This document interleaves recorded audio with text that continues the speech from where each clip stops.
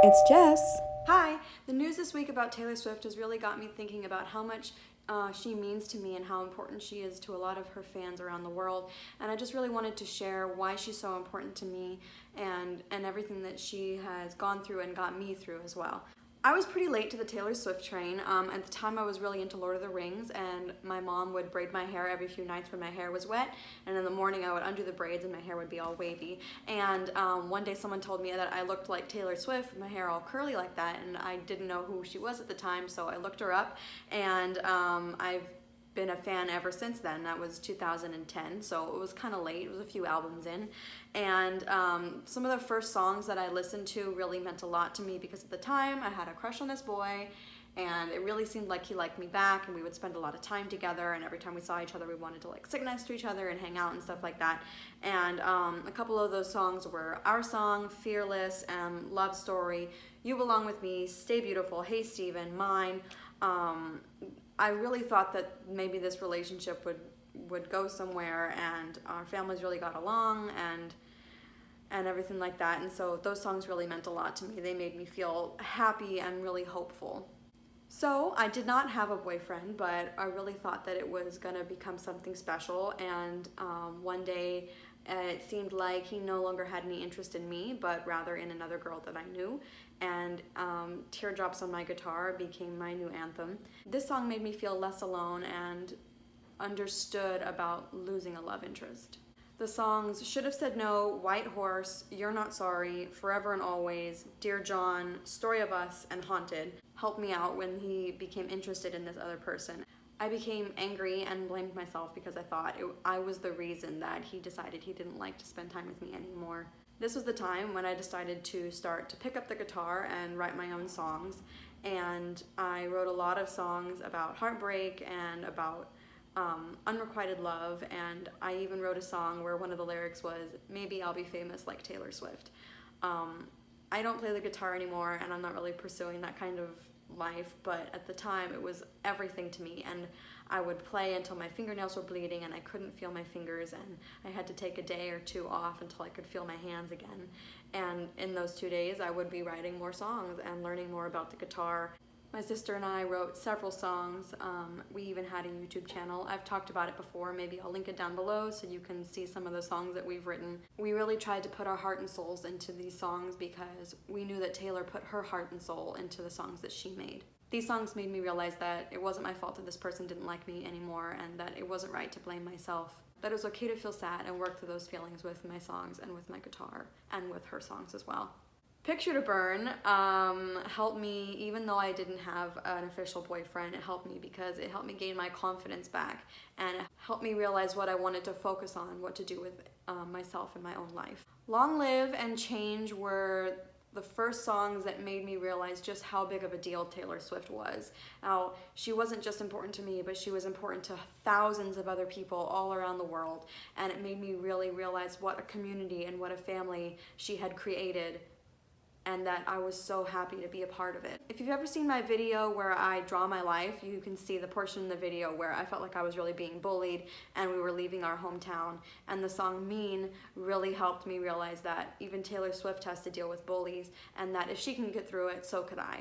When we finally moved, we ended up meeting another family, and I met their son, and I really felt like we were gonna become a thing. He was a singer in a band, and I thought we were gonna sing together and write songs together with my guitar, and we were gonna ride off into the sunset.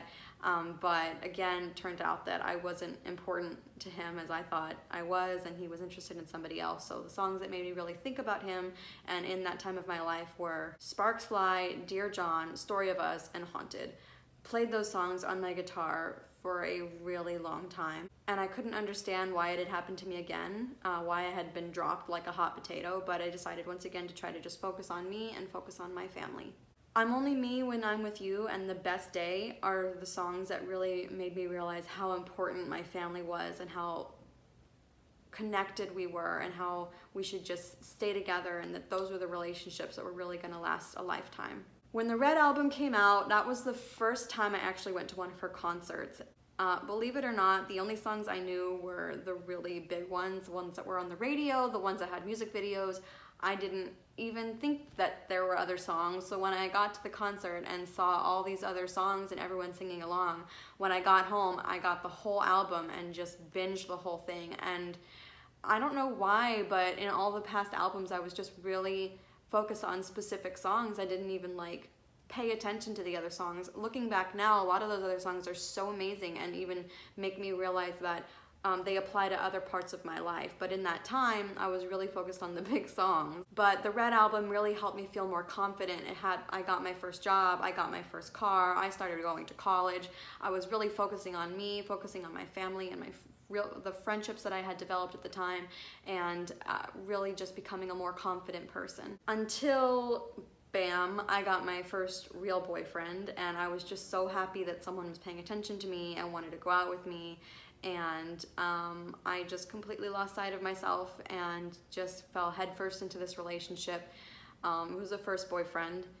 It was the first of a lot of things, actually. And when I got broken up with, it was a real serious first heartbreak. I was sick to my stomach and I couldn't go to work for a couple days, and I was falling behind in my homework for a couple of weeks, and I couldn't fathom a heartbreak like this. Like, I'd never really felt this bad before.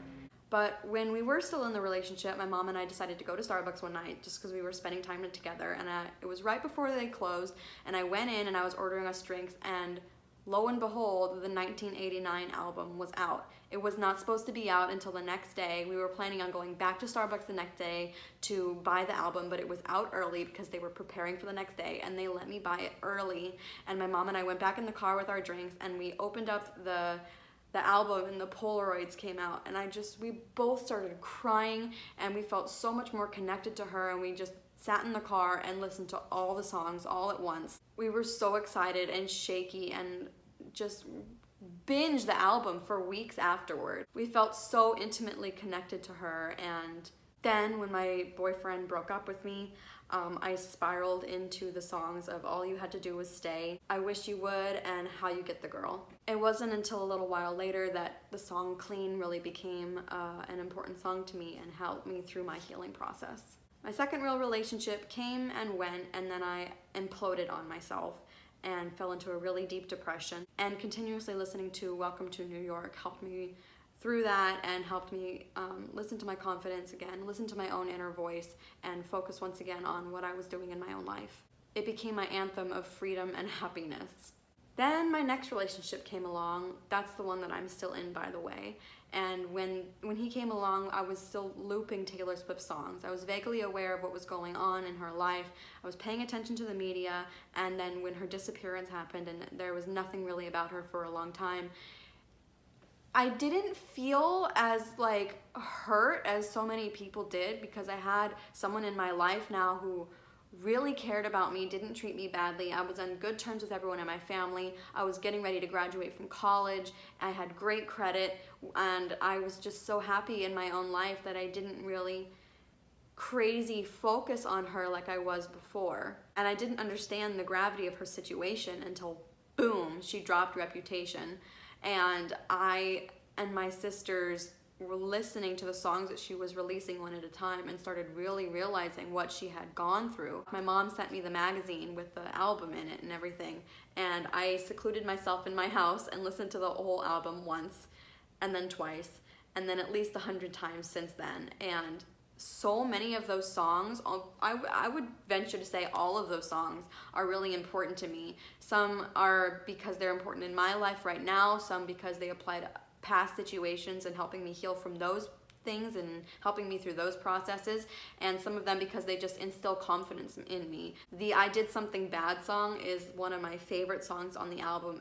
It just makes me feel like womanly power. Then when it came time for the tour, I flew out to California and surprised all of my sisters to go to the Reputation concert with them. And when we got there, we all spent the whole concert singing together and crying together, and our American Queen and our Mother of Snakes was on stage, and the songs that she sang and the melodies that she wove together were so beautiful and so connecting to all her past albums.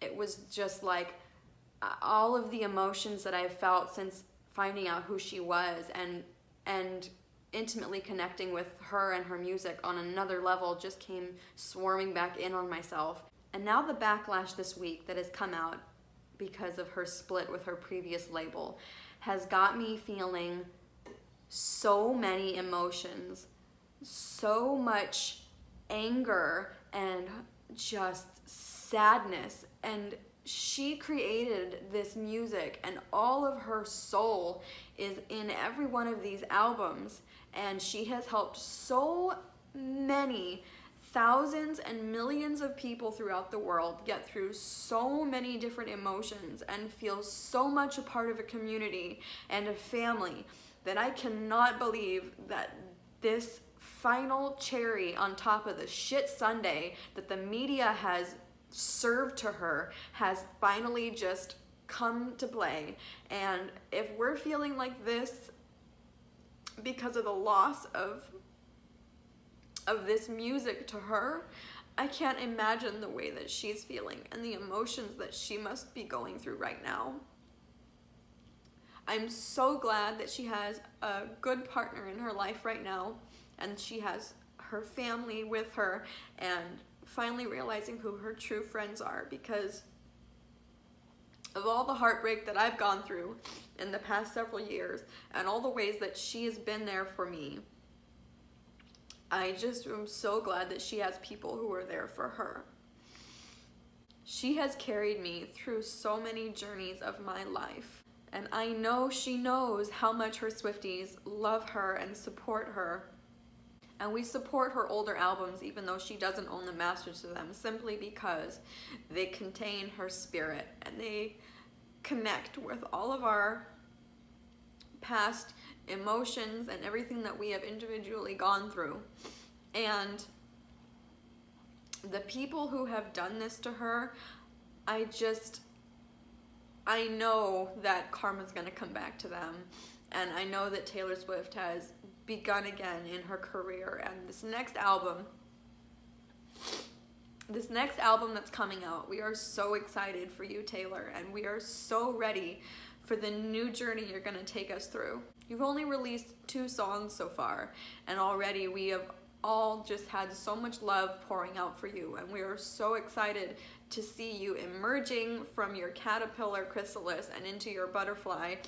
And we just really love you, and we support you in all of your creative endeavors and all of your heartbreak that you've gone through and all of the love that you've received and lost. And I just feel like the amount of emotions that you've gone through and the hateful people that you've encountered, and how if you're strong enough to have gotten through all of that on blast in front of the whole world, no matter what I go through, I can get through it because your music and your spirit and your soul is there and helps me feel not alone in this world. And I just thank you so much. I know the chances of Taylor seeing this are very small, but on the off chance that she does stumble across it, I want you to see that all of your songs have just meant so much to me personally, and just thank you so much for everything. And I'm really excited to see what you're gonna bring to the table next, and I really can't wait for your album to drop.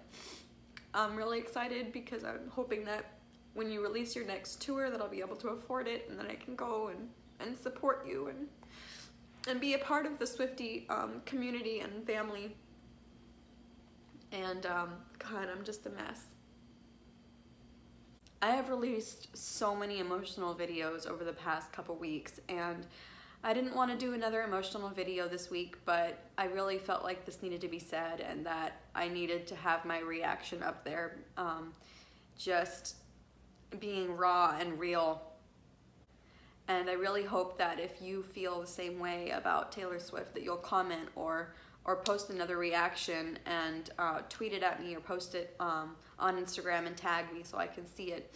And because I feel like our Swiftie community is so strong and so full of love for each other and support for each other. It's what we've been taught by Taylor. I put out new videos every Monday. Sometimes it's personal like this, sometimes it's a vlog, sometimes it's something funny. I hope you liked this video. Make sure you give that like and subscribe button a 1-2 punch, and I'll see you guys next week. Bye!